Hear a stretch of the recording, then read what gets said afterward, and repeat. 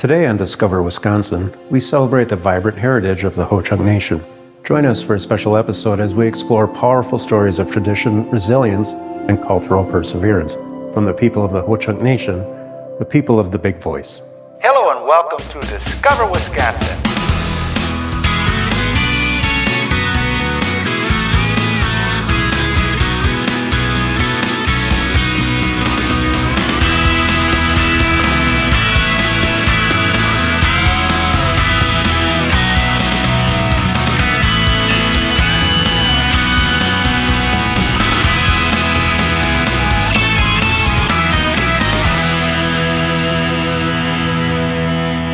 In this special episode, we explore three powerful stories that celebrate Ho-Chunk culture.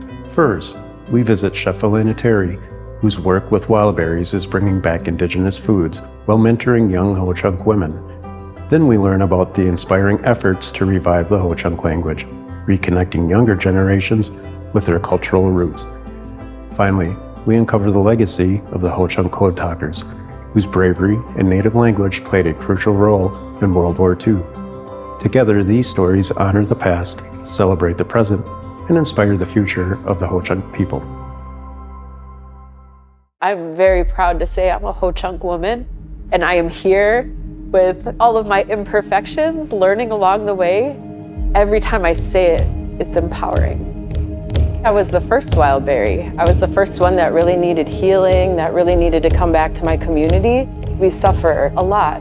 Being able to acknowledge that for myself, it's showing vulnerabilities and a realism that I think because of colonization, we have been conditioned not to admit. I've been pre-diabetic. I had gestational diabetes. The doctor said, it's not if you're going to get it, it's when. How long can you postpone this from happening to you? I had a conversation with my kids. As a family, we committed to adding one Indigenous ingredient to one meal a week. Instead of white rice, we're gonna have wild rice. Instead of beef, we're gonna have that venison your brother shot. All of these things that had this beautiful reward, at the end of it, food started looking differently to us as a family. Our grandparents put those memories in our blood. Like, we know what home is because our ancestors were removed 16 times forcibly, but they returned 17. Bringing some of those practices back, bring back those blood memories. The food was the medicine that I needed to come back to my community, and I am able to use that as a way to build stronger bridges for others. The holistic food system has to be advocated for, not just one component of it. Some of that stuff was purposely stolen from us. We were facing loss almost weekly from alcoholism, drug abuse, mental health issues, a nonstop funeral for months, it seemed. As Wild Berries, we started supporting small community gardens where they could harvest food if they needed fresh vegetables. We focus on what food as medicine means to us as members of the Ho-Chunk Nation, as Indigenous peoples, and it's bringing those practices back in our community in a way where individuals who are overcoming alcohol and other drug abuse issues or emotional traumas can come and work with us and be participants without judgment. We use food as a way to bring people back to our community and to make our community better. We have two subgroups of the wild berries. One is the baby berries and the other is the garden berries. The baby berries are youth who come and learn interpersonal communication by being front of the house servers when we have high-end meals. We also have the garden berries, elementary age tribal youth that came to the garden with their parents and have not stopped coming and showing up for these events. It's the opportunity that the next generation needed to say, this is how I can contribute, and we received it well. If I'm going to be a cycle breaker, I need to have my children watch me heal, and for me, being a chef was the first step in that journey. I founded this organization with my daughter, Zoe. She went and got her undergraduate degree in environmental sustainability and is now pursuing her master's degree at the University of Wisconsin-Madison, where she's growing out Ho-Chunk corn. Not even 3 years ago was a soil health specialist considered a viable space for a tribal position, and there is one now. Those changes can be permanent, and there can be more space for young women like that. The doors that I'm able to open, that's what I see my job as. I competed on CHOP, which was my first culinary competition. It was a moment for me to take a step back and say, like, wow, you're a Ho-Chunk woman on TV. Since that appearance, I've been able to be on Top Chef as a judge. I was invited back to Top Chef to be one of the semifinal judges. We also did just return from the Smithsonian Folklife Festival, where we have an ongoing partnership and sharing what culinary art looks like in our community. And it really is so much more than creating a dish of food. There are dreams that can come true, and it could happen just by being a chef, that we can have these changes in this space. The more we're in these spaces sharing why some of those narratives might need to be addressed or talked about, the more people who are making those decisions understand it isn't an accusation and there is no aggression here. It's just, let's talk about the history so that we can heal as a people. It's a great sense of pride. I have all of my ancestors who endured with strength, with a resilience that I couldn't even imagine what they had to go through to bring us home. But we're here in these beautiful ways. And when you share a meal with people that's cooked with love and intention and prayers, honoring the people who grew that corn, who harvested the wild rice, or went out and hunted for this meat, like, it is a different kind of meal. We have the knowledge on these foods that were meant to be for Ho-Chunks. It's so much more than dinner. I hope for the future that with Wild Bearies, we can really empower cycle breakers, empower healing, and we can do it in this space where you can be vulnerable and I won't attack you for that. I will care for you and support our tribal members in ways that we just haven't been able to do in the past. I can only hope that the next generation hears those words and know we are the great Ho-Chunk Nation.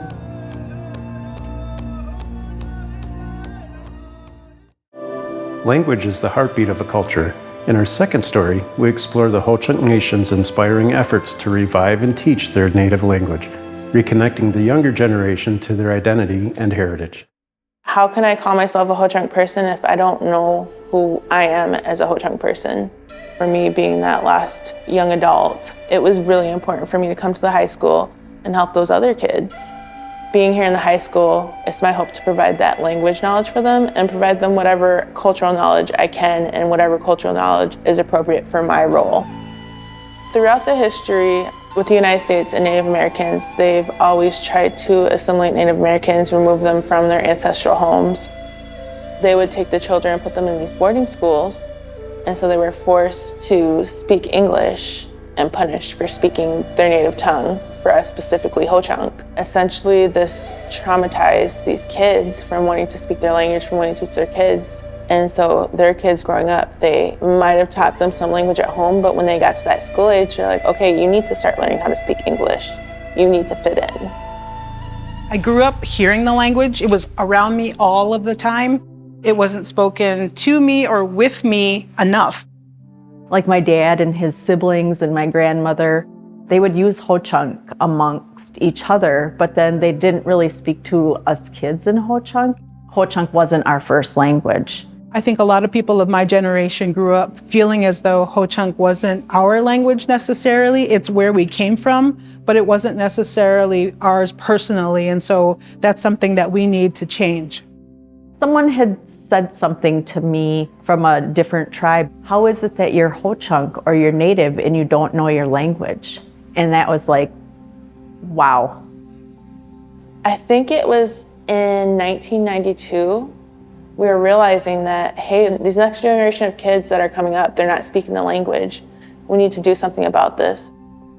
A German linguist helped us develop one of our first public lexicons for the language.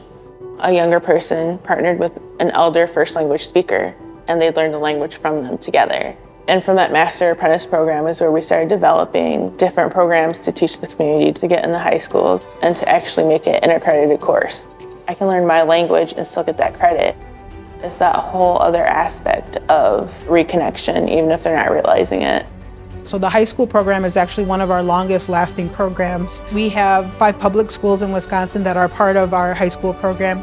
We are striving to reach that age group where we had a gap previously, K through 12. We want students to also include their parents, which is why we call it Bringing Ho-Chunk Home. While we're having our students participate in these programs, it's really important that the parents sit in on these sessions as well and reinforce one another's learning. I want to say that the teacher has a huge impact on making them feel that excitement to learn the language. I don't want to teach how I learn the language. I want to teach it so that it's fun and it's engaging. One of my big goals in the classroom always is to give them language that's everyday language they can use. Inspire them to continue their language journey even after high school and to keep on learning for themselves so that they can eventually, if they choose to have children or their nieces or nephews, teach them and get them going with the language. Just be proud of who they are as a Ho-Chunk person. I go home and speak to my grandmother. Her first language is Ho-Chunk too. So I talk to her. Sometimes she laughs if I say something wrong, but she corrects me and tells me about the word and where it comes from. So we were fortunate to partner with the Language Conservancy and developed a between 12 and 13,000 word online dictionary. And we will be continually adding to that, of course. It has the audio of an eminent speaker saying these terms. Wodak. And then Wodak. and a female saying. We also are recently developing a language app. Learners will have a place to get started if they're not able to access it or have the time to put into taking a class. They will be able to learn beginning Ho-Chunk. We're consciously making resources, but making them available to everyone. The language division has transitioned from being a keeper of the language to a resource center. It's who we are as people. All of our stories that we were told growing up it's something that the Creator gave us to communicate with. All of our ceremonies are in Ho-Chunk. Our language and our culture are intertwined. You can't have one without the other. If you lose one, you lose both. To maintain who we are as a people, to keep those ceremonies, to keep our culture, we need to keep the language too. These students now, it's just amazing to see how invested they are in their cultural ways and who they are as Indigenous people. I think the timing is good. I'm really grateful to be here. I feel blessed to be able to be here and to contribute to this work. And I have to say I'm really indebted to all of the elders who put so much time and effort into everything that we have here to work with. During World War II, a group of brave Ho-Chunk men served as code talkers, using their native language to protect military secrets and safeguard American troops. In our final story, we honor these unsung heroes and uncover the legacy they left behind. You're always happy when you meet your goals. My goal was to get the 14 recognized, and I met my goal. And this story is all about the language. Our language is important, almost critical that we look at the code talkers as being significant reason that the Allied forces even won. The state recognition of this Memorial Highway gives that recognition to them. I didn't even comprehend what a code talker was. They spoke a secret language, and that's what's written on our medal. In Ho-Chunk, it means secret talker. 2 were assigned as radio operators to talk to the other 2 and translate back and forth. So there were 4 in each group. That's what made a code talker. It means a lot to be a veteran. They're not only protecting who we are as people, they're protecting families, keeping us together throughout many generations for a long time. Veterans have seen things that many of us will never experience. They're able to do certain processes within our ceremonies. The opening for Tribal Veteran Service was posted, and I thought, gee, I might like that, something to do. Retired on a Friday and started on a Monday. And I received a phone call from the commander of the National American Indian Veterans Incorporation. He said, hey, I sent a memo to the Ho-Chunk Nation to identify 7 World War II veterans that may be possible code talkers. And I have not heard a word back. I'm talking in 2012. He sent a memo in 2004. I mean, that's a long time to wait. He said, finally. I said, it's being acted upon now. And he said, thank goodness. And I found his memo, and on it was 7 names and a postie that said possible code talkers. I called to Washington. I talked to the Department of Defense. They said, we'll look into it. Maybe 6 months later, the Secretary of the Army called me out personally, and he said, hey, we've classified these 7 code talkers. I think everybody was shocked when they were notified that their father or grandfather was a code talker. Medals were going to be awarded November of 2013 in Washington, D.C. The tribe flew them in, including myself, to receive the medal. In the meantime, when I got back to the office, I started researching World War II veterans. And I found a second 7 that I thought were possibly code talkers. They wanted proof. I thought, how am I going to do that? They're all gone now. And the kids don't even know they're code talkers. I said, what am I looking for on their discharge papers? They all code how you were discharged and what you did. I started looking at each one, and each one had a certain number that matched all 7. Radio operator. And that's what a code talker was. So I said, that's it. They're all radio operators. Andy Thundercloud gave me documentation of an interview conducted by Emmanuel Thundercloud, who was on the first list of the 7 code talkers. Told the story of what went on in Japan. He happened to list the second 7 that I needed, in addition to the first 7. Elena Black Deer Green Deer came in, and she had a picture of the code talkers. I made copies and sent them in to the secretary. It was 2.5 years later that he finally got to my request, called me again, and he said, we've approved the second 7. So now we have 14 code talkers. There's 33 tribes that had code talkers. Out of those 33 tribes, 3 of them are from Wisconsin. We had the most code talkers based on those numbers. I had gone up to King, and I started seeing Purple Heart, and I saw the Korean War Veterans Highway, and I thought, how come the Ho-Chunk doesn't have a dedication like that? She had reached out trying to get this memorial highway. So if we already have federal recognition, let's move towards getting state recognition as well. Immediately, we found that there was so much support. The senators voted on it, and it was passed by an all-Senate seat. The governor signed the bill, and it came into law. I feel really grateful to those state reps that saw the importance of moving forward with this. To have the topic of our Ho-Chunk code talkers in that memorial highway, it made it easy. It's a long time, and they absolutely did wonderful work for our country and were brave, helped us win World War II. But this is an easy thing. It's too bad it's taken so long, but it's obviously something we're all proud of. This took 5.5 years, and we're the only tribe in the state of Wisconsin that's had a road dedicated to our code talkers. Well, it starts at the interchange of 9094, and it's going to go all the way across west into Minnesota. And it's going to say, welcome to the World War II Code Talker Memorial Highway. You know, I hope we're all there when that first sign goes up.